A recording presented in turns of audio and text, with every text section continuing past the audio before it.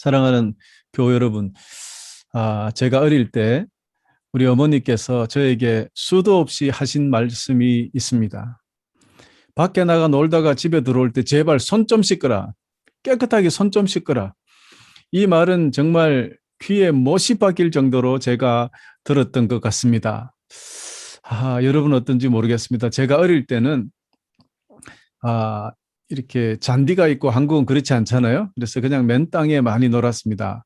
축구도 하고 또 구슬치기, 또 자치기, 술래잡기, 숨바꼭질, 뭐 등등의 여러분 지금 제가 생각을 해봐도 이가에 참 웃음이 도는 그런 참 재미있는 놀이들이었습니다. 물론 친구들과 함께 하는 그런 놀이들이죠.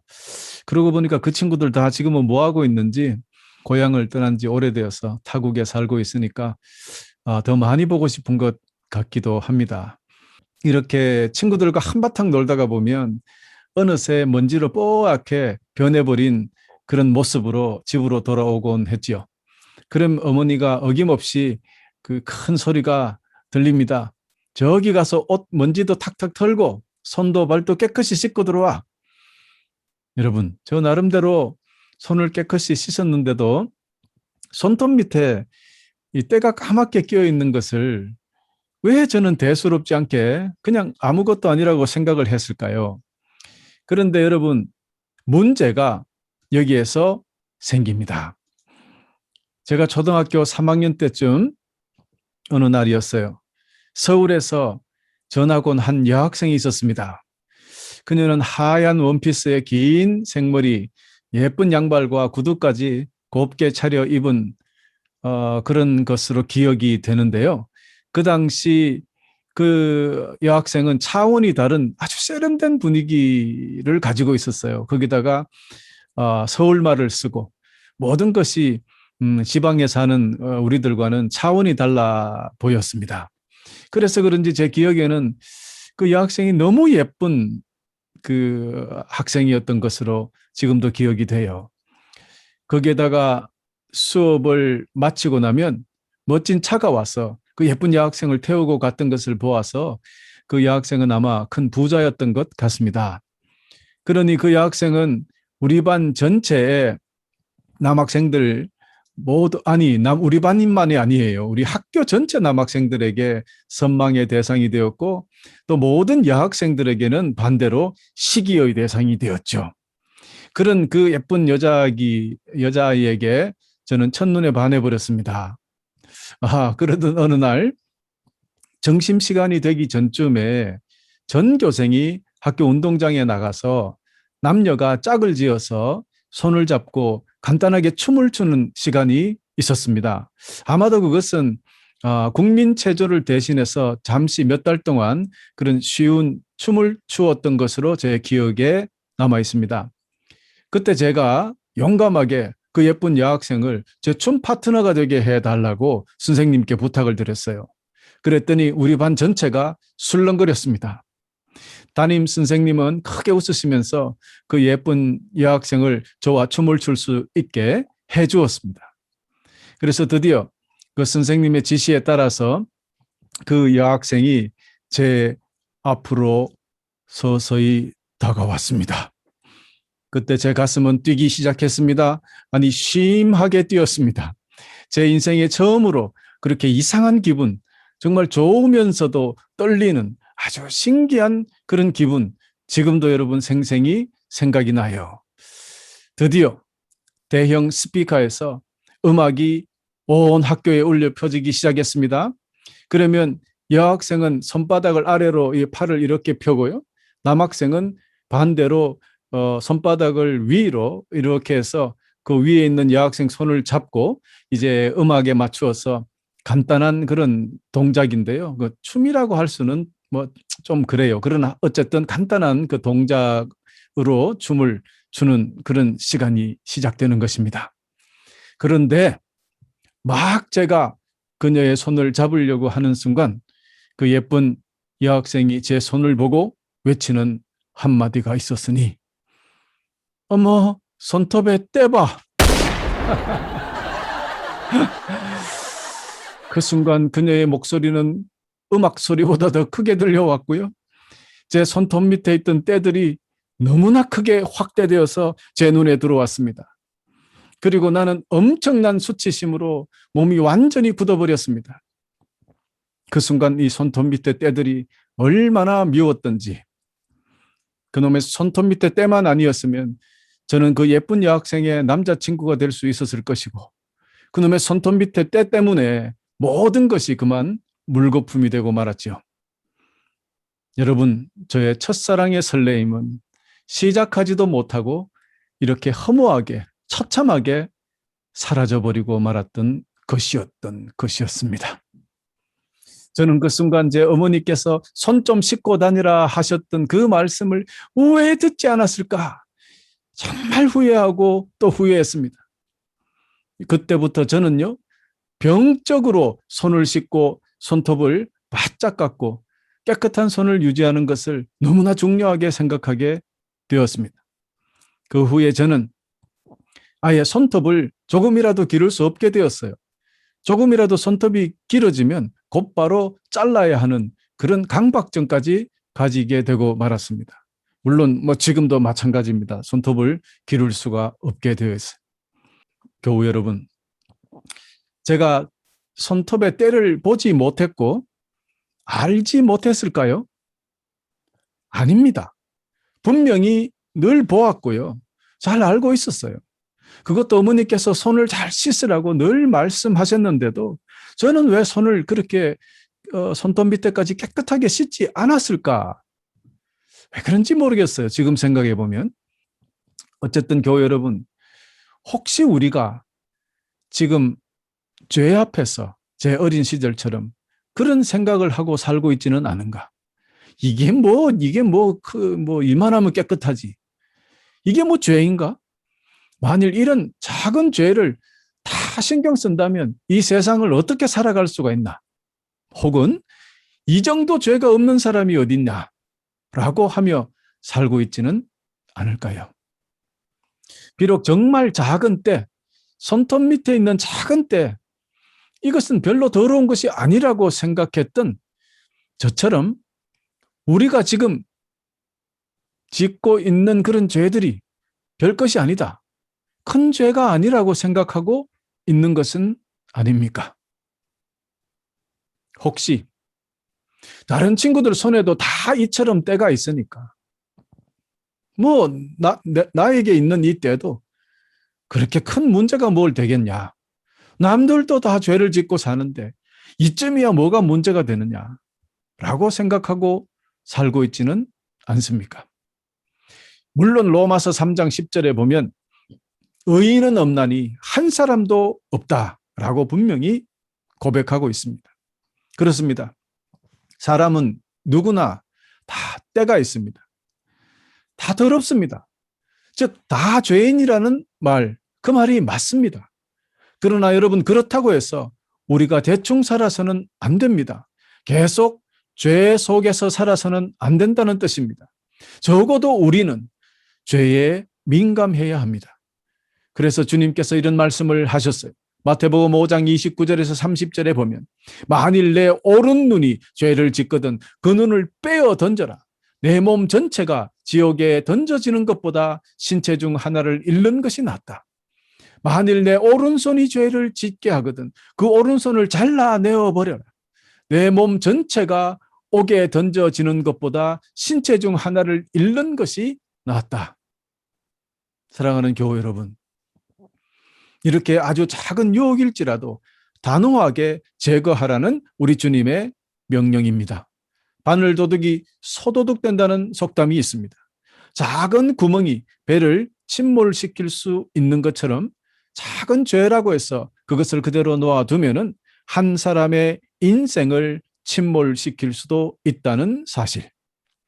여러분, 마치 코로나 바이러스처럼 아주 작은 바이러스에 한 사람이 감염되면 순식간에 소리 소문 없이 퍼져서 많은 사람들도 감염되는 것과 같이 죄도 이와 같은 이치입니다. 그렇습니다. 아주 작은 죄, 눈에 보이지 않는 아주 작은 죄가 무섭다는 것을 여러분 꼭 기억하시기를 간절히 축원합니다. 그러나 우리가 만일 불순종의 죄를 지은 것이 있으면 하나님 앞에 죄를 감추며 변명하지 않고 고백하고 회개하면 우리 사랑의 하나님께서는 용서해 주시고 우리를 불쌍히 여겨 주신다는 것쯤은 이제 더 이상 설명드리지 않아도 되지 않겠나 생각을 합니다. 여러분, 잠언 28장 13절에 자기 죄를 숨기는 자는 형통하지 못할 것이나 죄를 자백하고 버리는 자는 긍휼을 얻을 것이다 라고 했습니다. 또 우리 주님께서는 때가 되었다, 하나님의 나라가 가까이 왔다, 회개하고 복음을 믿어라 라고 분명히 말씀해 주셨다는 것을 기억하시기를 바랍니다. 그렇습니다, 여러분. 목욕하는 것도 중요합니다. 그러나 손톱의 작은 때까지도 항상 예민해야 한다는 것. 이것은 아주 작은 유혹일지라도 단호히 제거해야 한다는 것. 우리 그리스도인들은 항상 자신이 인식하지 못할 정도의 작은 죄라도 속히 반성하고 빨리 회개하는 습관을 가져야 할 것입니다. 사랑하는 형제자매 여러분, 이처럼 한 여학생이 손톱 밑에 떼봐라 그런 지적을 해도 온 몸이 부끄러워 숨고 싶은, 만일 온전하시고 거룩하신 우리 주님께서 저와 여러분에게 너 손톱에 떼봐라, 그래서 난 너와 같이 춤을 출 수가 없어 라고 하신다면 여러분 어떻게 하시겠습니까? 그것도 두 번의 기회가 주어지지 않는 단 한 번의 결정으로 끝이 난다면 여러분 어떻게 하시겠습니까? 손톱 밑에 끼어있는 작은 때가 정말 별것이 아니라 그렇게 믿었건만, 그래서 자신 있게 여학생에게 춤을 추자고 했건만 그 여학생은 그것이 더럽다고 생각했기에 내 손을 잡지도 않았어요. 그리고 도저히 같이 춤을 출 수 없다고 결정을 해버렸다는 그 이야기를 여러분 다시 한번 생각해 보십시다. 여러분, 그 여학생이 제가 온 몸이 더러워서 그 여학생에게 배척당한 것이 아니라 오직 이 손톱 끝에 있는 이 작은 때 때문에 제가 그냥 전체가 더러운 아이가 되고 말았던 것이죠. 이와 같이 구원과 심판에 대해서는 우리의 생각으로 결정되는 것이 아닙니다. 구원과 심판은 인간의 생각으로 결정되는 것이 아니라 오직 참 재판관 되시는 우리 주님의 의견, 주님의 생각대로 결정된다는 것. 그래서 주님의 의견이 중요하다는 것입니다. 오직 우리 주님의 판단으로 심판을 받게 된다는 사실, 여러분 잊지 마셔야 됩니다. 마지막 심판 앞에서 우리의 의견은 중요한 것이 아닙니다. 이 정도면 내가 거룩한 거지, 이 정도면 예수를 잘 믿은 거지, 이 정도면 안전한 거지, 이렇게 생각하는 것은 어쩌면 여러분 정말 위험한 것인지도 모릅니다. 그렇게 믿고 대충 살다가 주님의 수준에 도달하지 않을 때 주님 앞에 서는 날 손톱 밑에 떼봐, 이 한마디에 모든 것이 끝나버리고 만다는 사실. 그때 여러분 잠깐만요, 부랴부랴 밖에 나가서 손을 씻고 오겠다고 할 수 없는 것입니다. 여러분 요즘 말로 one strike out입니다. 이 진실을 다시 한번 여러분 꼭 기억해야 하겠습니다. 그러므로 우리가 손을 씻을 수 있을 기회, 손을 씻을 수 있는 이 기회가 있을 때 회개하고 우리 주님께 돌아와야 합니다.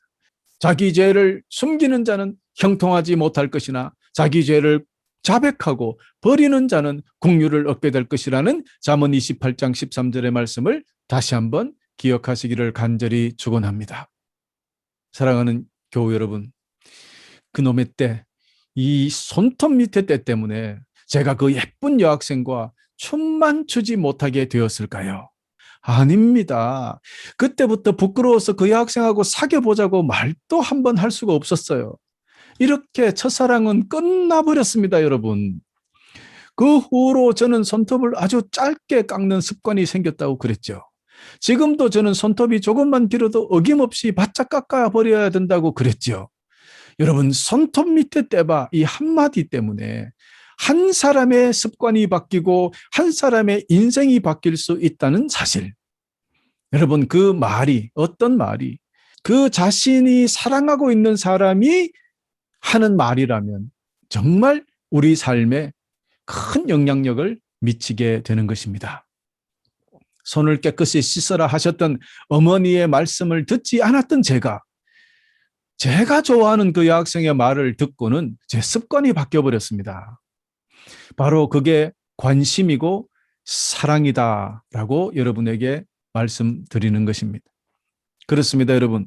우리가 만일 주님을 사랑한다면 주님의 말씀을 듣게 되어 있는 것입니다. 우리가 주님을 사랑한다면 주님의 말씀은 우리의 가슴에 알알이 새겨지게 된다는 뜻입니다. 그래서 우리 주님께서 이렇게 말씀하셨어요. 요한복음 14장 21절에서 24절에 보면 내 계명을 가지고 그것을 지키는 사람이 나를 사랑하는 사람이다. 그리고 나를 사랑하는 사람은 내 아버지께 사랑을 받고 나도 그를 사랑하여 그에게 나를 나타낼 것이다. 그때 가롯 사람이 아닌 다른 유다가 예수님께 말했습니다. 예수님께서 자신을 우리에게 나타내시고 세상에는 나타내지 않으시는 이유가 무엇입니까? 예수님께서 대답하셨습니다. 나를 사랑하는 사람이라면 나의 교훈을 지킬 것이다. 내 아버지께서 그를 사랑하실 것이고 우리가 그 사람에게 와서 함께 있을 것이다. 나를 사랑하지 않는 사람은 내 교훈을 지키지 않는다.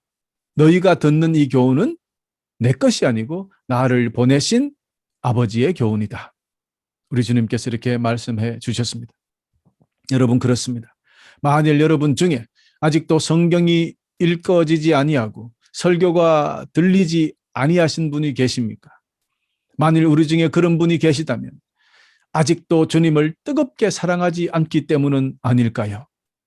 그렇습니다. 우리가 주님을 좋아하게 된다면, 우리가 주님을 사랑하게 되었다면 그분의 말씀에 관심이 가게 되고 그 말씀을 지키려고 노력하게 되어 있다는 것입니다. 이렇게 우리의 삶은 분명히 달라집니다.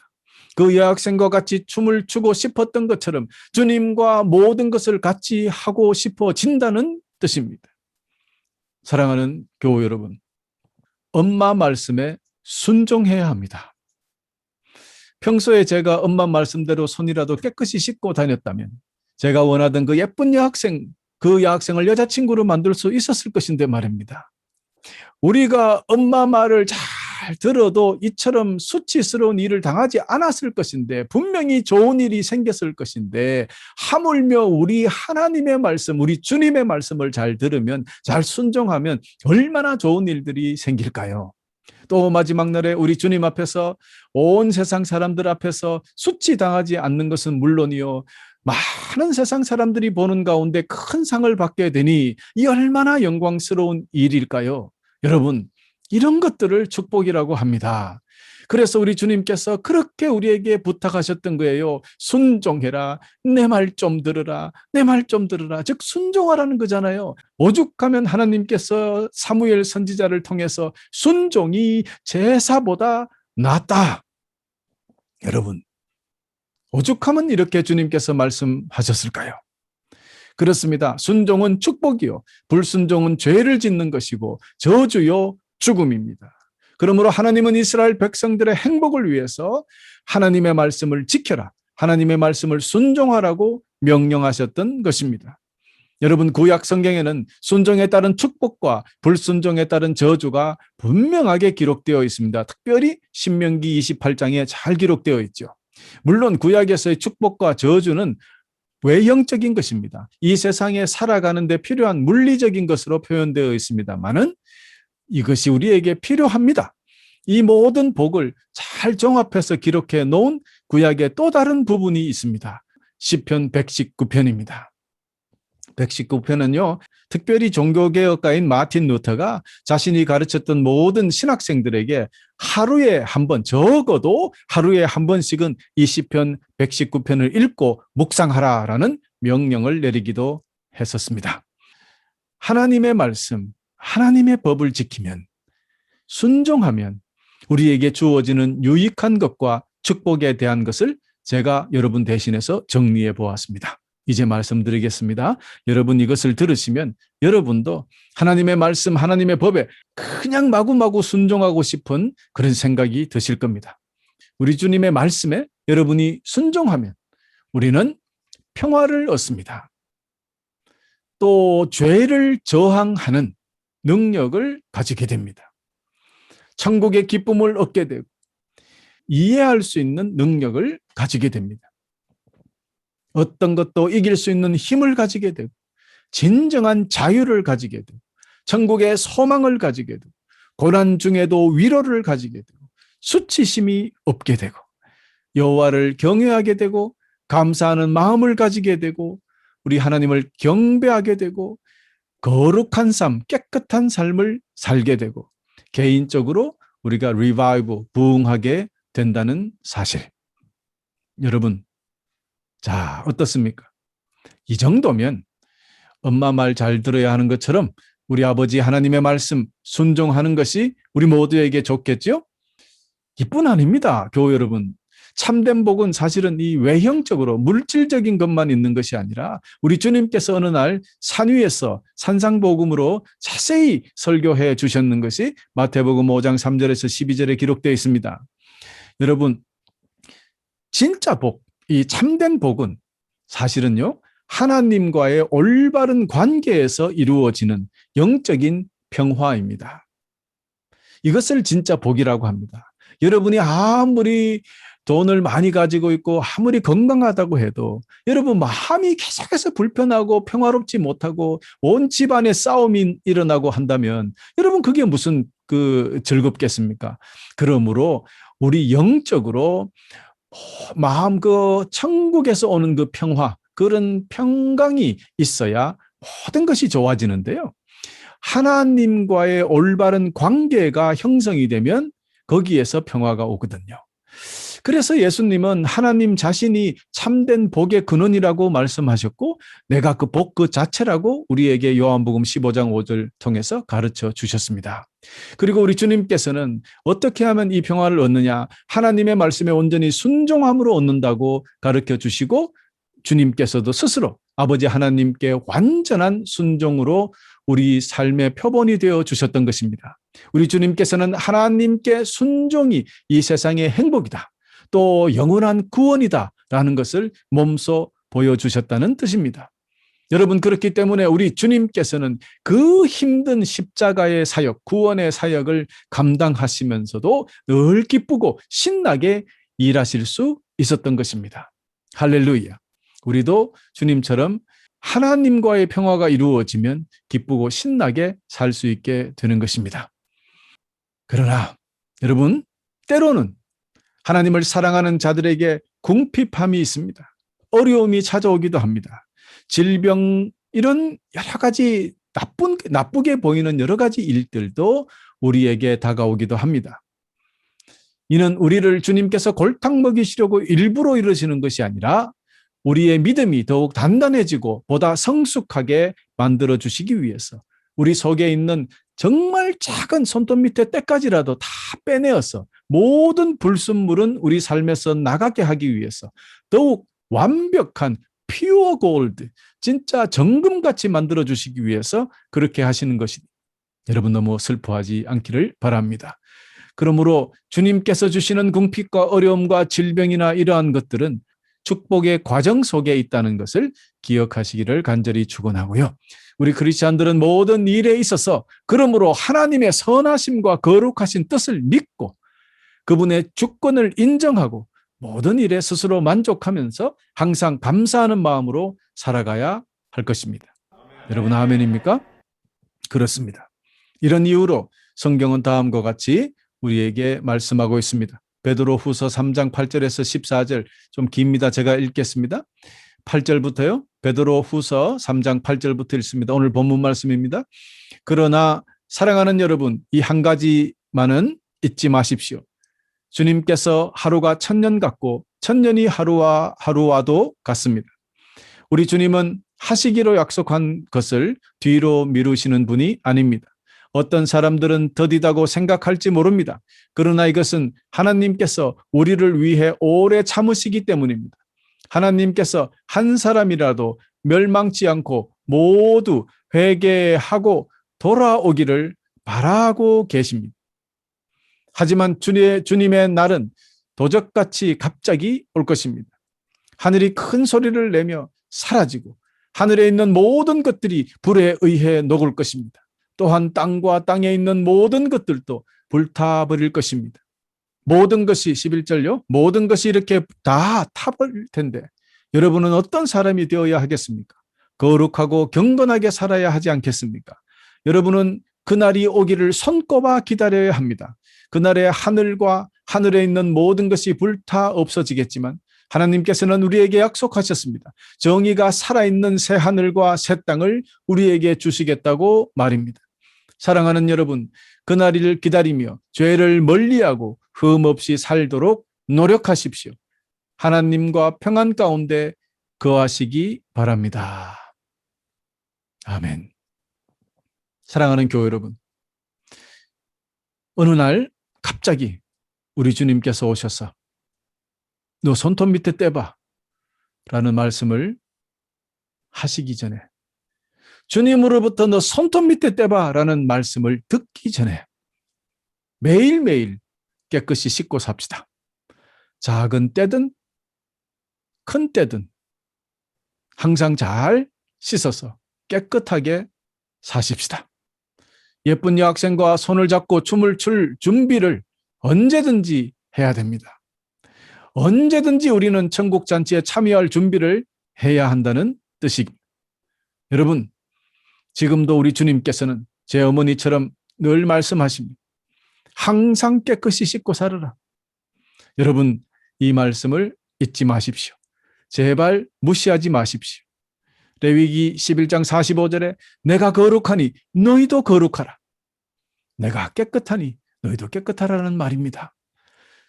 끝으로 교회 여러분, 이제 우리 모두 오늘부터 매 순간 우리를 위하여 말씀하시는 우리 아버지 하나님의 모든 말씀에 순종하셔서 우리 하나님께서 허락하신 모든 축복을 누리며 사시기를 간절히 축원합니다.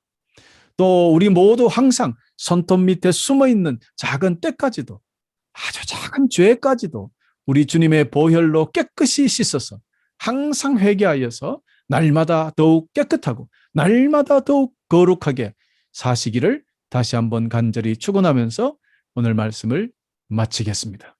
손톱 밑에 떼봐.